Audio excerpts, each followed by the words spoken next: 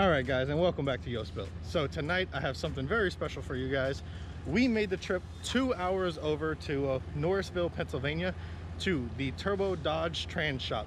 If you guys have wondered who was building all the transmissions, who was fixing all the Turbo Dodge transmissions, and also the Neon transmissions, and they'll also be part of building the auto for the ACR Neon, this is your guy. This is the go-to Turbo Dodge transmission builder. It's a lot to say real quick. So we made the trip over here. It's about 2.5 hours from us in Mifflinburg, and we got 4 transmissions we're dropping off to him. 3 of them Neon, 1 old school Turbo Dodge, and he is going to split one of the cases on the Neon transmission that we pulled out of the ACR, and we are going to inspect what is actually damaged, and he will kind of explain everything. If you guys see me hashtag Papp built or Turbo Dodge Trans Shop, this is the go-to guy and who you guys need to talk to get your transmissions done properly.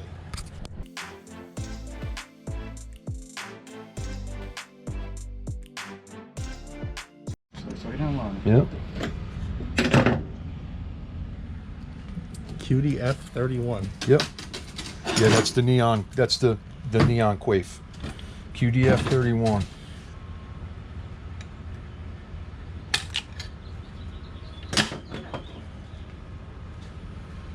What was that, a pen or something? No, it's a plastic spacer that just clips around that. You have to pop it off of there because this sits in here. And that's the actual gear selector. Yeah. Yep. It sits in there like that. So the only way to get it out is you have to pop that spacer out so you can turn it out of the way. Oh, that is awesome. It's clean in there. Yeah, it looks really nice. Yeah, yeah. I mean, you got some metal, but you know, it's to be expected. Oh yeah, definitely should be expected on this one. Yeah, that's what I said. That's to be expected. With how it grinded second gear, I expected more damage. Yeah, honestly. Well, you got to remember, you drain the fluid out of it. A lot goes out with the fluid too. Yeah, we did make sure it was really well drained. Well, you can see. Oh, the metal in there. Yeah, you can see the metal in the oil. The oil that came out looked like silver metallic. Yeah, it was. It was a little metallic. Supposedly, this transmission doesn't have any miles on it though. Besides us, I destroyed it. Always organize your bolts, guys. Rule number 1. Doesn't take much, you know. Well, metal ruins everything. Yeah, it's just it. So he was just telling me that this is an actual Mopar tool for the Neon transmission and SRT4s. So like a factory tool. So when you go to tear these apart, that I guess you can flip it and hold it. It'll hold the gear set and everything. Yeah, you see all these here? These all line up on here to hold them in place. The input shaft slides down through here. The output shaft sits here. And these 3 here just hold up on the case. Get holds up on the case. They go in the dowel spots. And then you have adapters that you have to use to shim it up. That is awesome. But they're all Miller tools. They're all factory tools. That is awesome. I think that's the first time I've ever seen an actual plate to hold the transmission up. Actually, a transmission tool. That's an actual tool for the transmission. Yep. Most Miller tools say Miller 81051 or something. Yeah. Yeah, I don't. It's on here somewhere. That is fantastic. Right here. Miller 6785. Yep. Google that if you need to. That's what all those fancy tools I bought you are, Miller tools. Yeah. That you don't like so much. Certain ones. Oh, there it is. Just drop that in the bucket. There is the plastic clip for the shifter assembly. Interesting.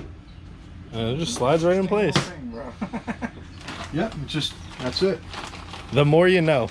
Now you have to, then you have to shim it.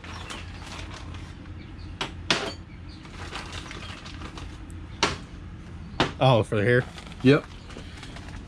So then you have to shim it up.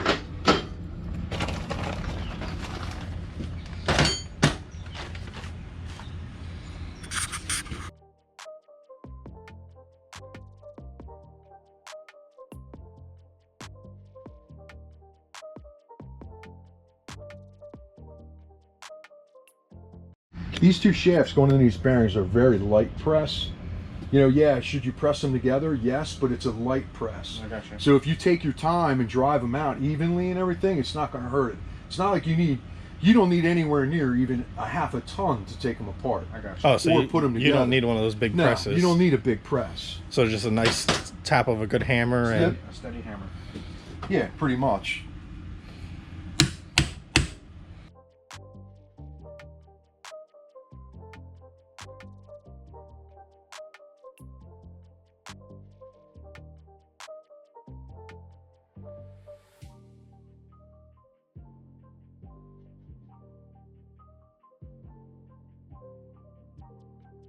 There it goes. yeah.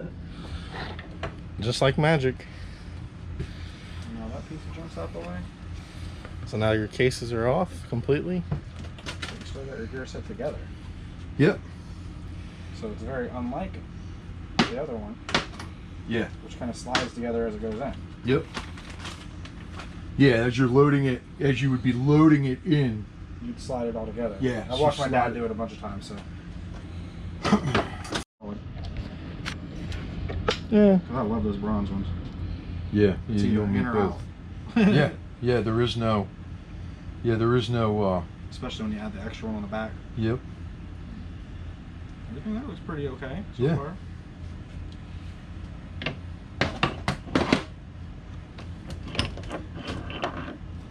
And then, like I said, at this point, you can just take it all apart. Now, in order to get these off, you do have to press these off. Yeah. You have that snap ring, then you need to catch this and press this out Okay. to press that cluster off.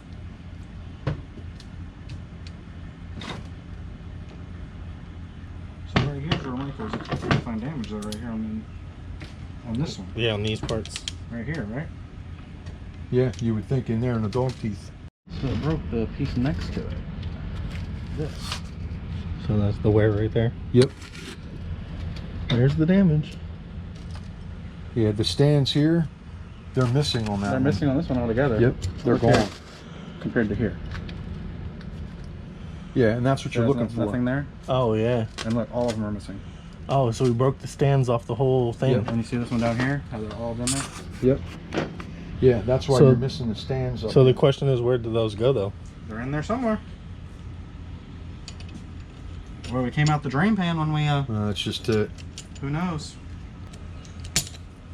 So which trains do you prefer? The older school one or the newer school one?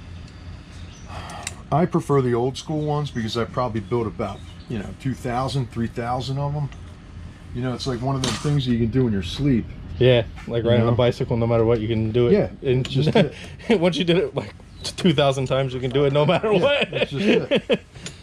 Yeah, see, all of them are there. See how that thing spins? Oh, it holds it in place. Yep, Yeah. holds it in place to stop it. So basically, the synchro is just spinning in Yes. place. Yeah, So it's just. that's it why can no just matter what spin.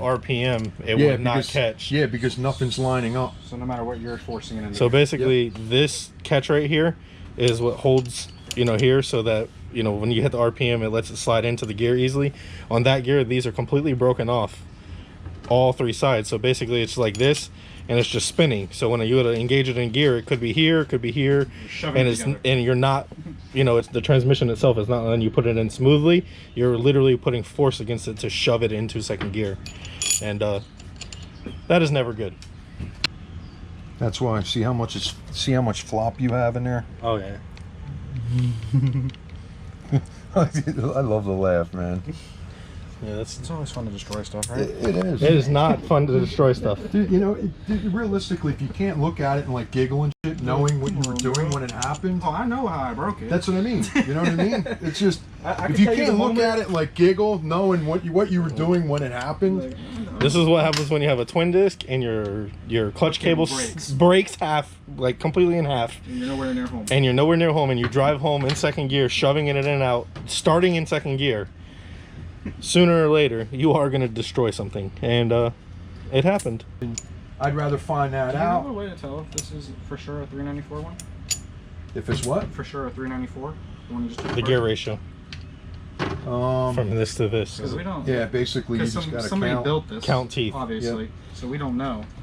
Yeah, I was questioning that because the gear ratios do feel a little longer than like an RT trans. That one's definitely, we brought you a 394 gearing transmission. So. And we definitely stuck a 394 in it, and the gearing does feel a little shorter. Oh, does it? Yeah. So I was wondering. I was wondering if this is 350 and the other one's a 394. You know what I mean? Well, just to make sure. Yeah. Yep. If you pull that one apart and you find no issues, obviously. And where would we get one of those at bolt at? You probably have extras. And why did it fall out? Yeah, why is it not there? That's or did he just not put, or did somebody just not put it in when they assembled it in Moss one? Well, that's just it. Or it might be a lineup hole that it doesn't take it for. Oh, it doesn't line up correctly. Yeah, it looks like there's no threads in the hole. That's what I mean. It might be a lineup hole that it doesn't take anymore. Have you seen that with cloths before? Yeah, it's that makes more sense. You recording me counting? Yeah. All right, guys. So we literally just did the count of this gear right here, which was 20 teeth. Yep. And we did this gear, which was 71 teeth. And if you do the math to figure out the final drive, like I was saying, it felt a little longer than the 394 that we put in, and we were exactly right. This is a 355 gear set, which is the reason why it felt a little longer. So A lot longer. we're going to swap this transmission over to the 394. And we also noticed that this hole is not actually threaded. It's just a hole that they use to line everything up inside the diff. We had an extra bolt. We tried it. It doesn't go in there. It's literally just a lineup hole. So that is fine the way it is. And he was saying basically he has to press both of these sets apart just to make sure that everything in here is good. And we brought him an extra trans, so he has no issues with that. And if he needs parts, he has parts to fix it. And also while we're here, we're dropping off the Neon Nitrous Builds transmission to get it done as well. And it is getting a diff, not this. OBX. It is getting an OBX, which is basically a knockoff of this. They changed a couple things here and there, so it's legitimately, they can't sue them for it being a knockoff, but it is a knockoff. And so we'll have one car with a legitimate diff. We'll have one car with a knockoff diff with the same gear sets. So if we break anything, we have a spare one for the other car. But I want to give a big thank you to him for showing us how to pull this apart and showing us what was wrong.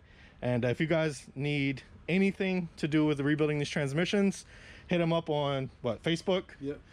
Is the best way to reach him. The sticker, which we will be getting a few of these while we're here, because we have a couple transmissions built by him now. Turbo Dodge Trans Shop. Like I said, it's a tongue twister.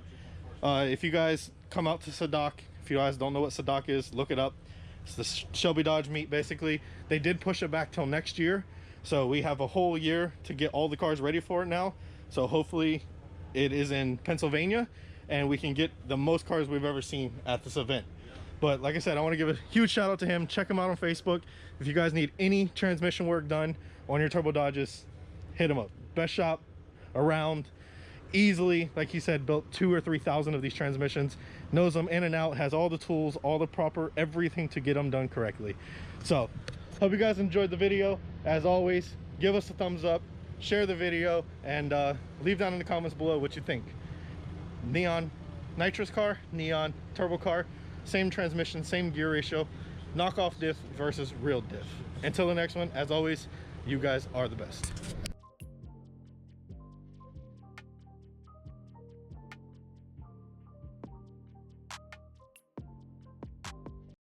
All right, guys, so extra clip.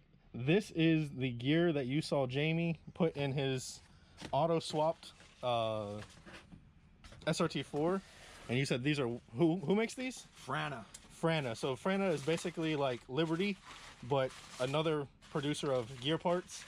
And these are the paddleboard looking gears that are pretty much unbreakable, that go in a 413 automatic, which we plan on building one day, sooner or later, once we break enough of the 5-speeds in our Neon. But I wanted to see these things in person because I have never seen them, and these things are crazy. They literally look like a paddleboard. I don't think you're gonna break those. Yeah, that is crazy.